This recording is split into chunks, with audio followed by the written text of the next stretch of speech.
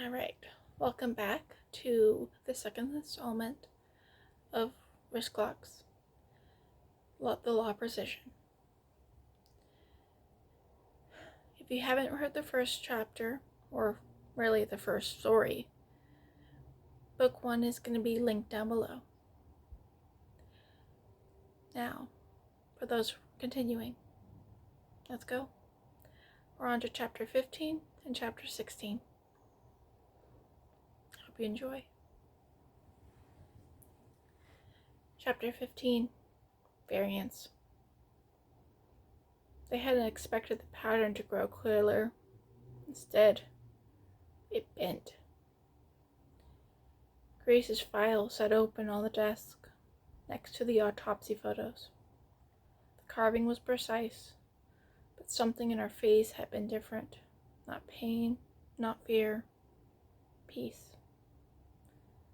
She didn't suffer, the medical examiner said. Whoever did this cared. It wasn't the same kind of kill. Brant stood at the mirror.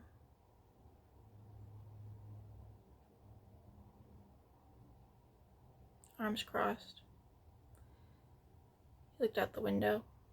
The killer made a statement. A mercy, not a punishment.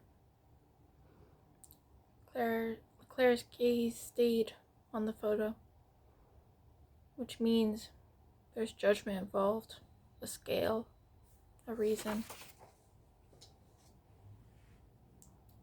They turned back to the board. Each time had a meaning. That much was clear now. 6 o'clock, 8:15, 3:11, 2:06, 1:06, 3:06. No sequence, no shared minute hand. The symmetry wasn't in the numbers, it was in the roles.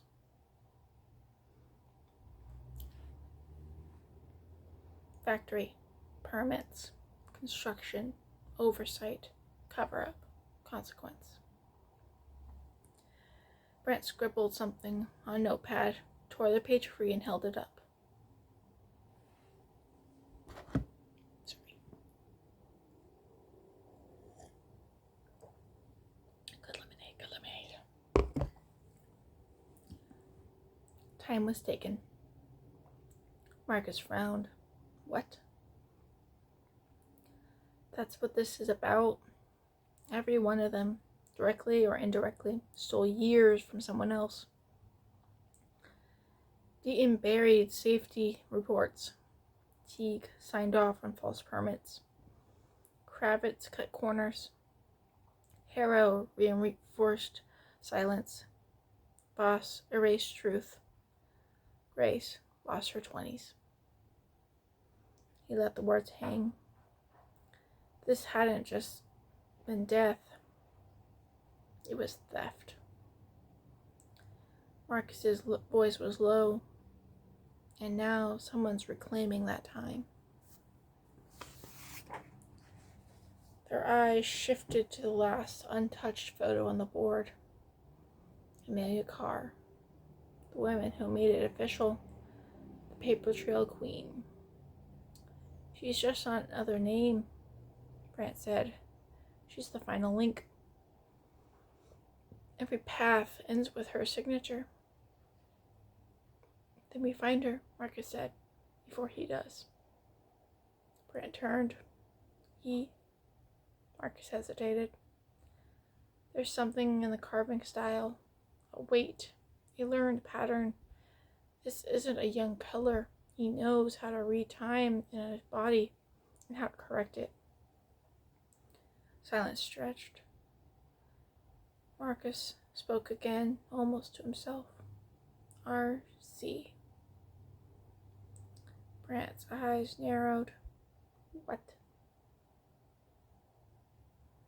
Initials. Old medical examiner's report. Didn't mean much then, but if he was a medical examiner, he'd know the time of death, cut angles, how long a body could bleed. Brant eyed quietly, and how to stage a message. Marcus stared at the board. 8 spaces, 6 full, 1 shadowed, 1 empty.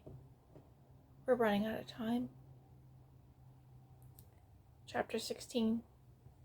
The mechanism is set. The sky over the bay was leaden, not with weather. Michael didn't believe in weather anymore. It was pressure, a shift in the mechanism, a promise that something was about to click into place. He stood at the edge of the rooftop, across from the motel. Window 207. The curtain had been drawn for 2 days straight. Light on at 4:21 a.m., off by 5. Blinds tremor just before dawn. A single fast food delivery was left untouched. The posture was rotting in his own ritual. Michael adjusted the lens, not to fire. The weapon sat quietly in its case beside him.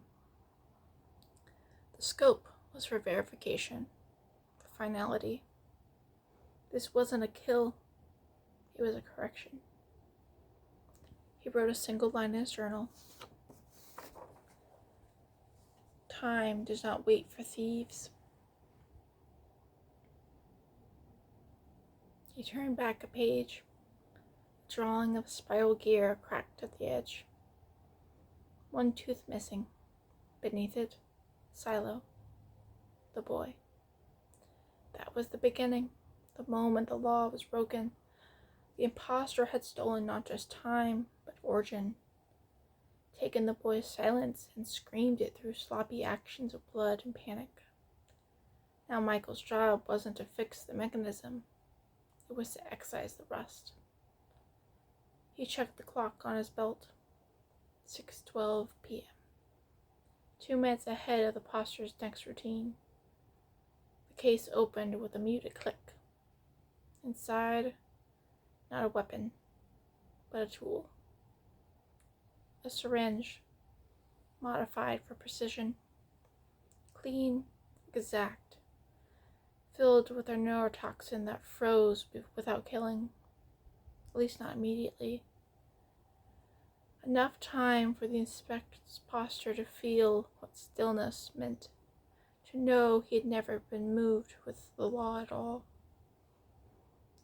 The room was prepped, fire escape entry, copied keys, blinds to shield the act. Michael whispered to the hidden rhythm beneath. I do this for the law, for the child you stole, because time remembers what men forget.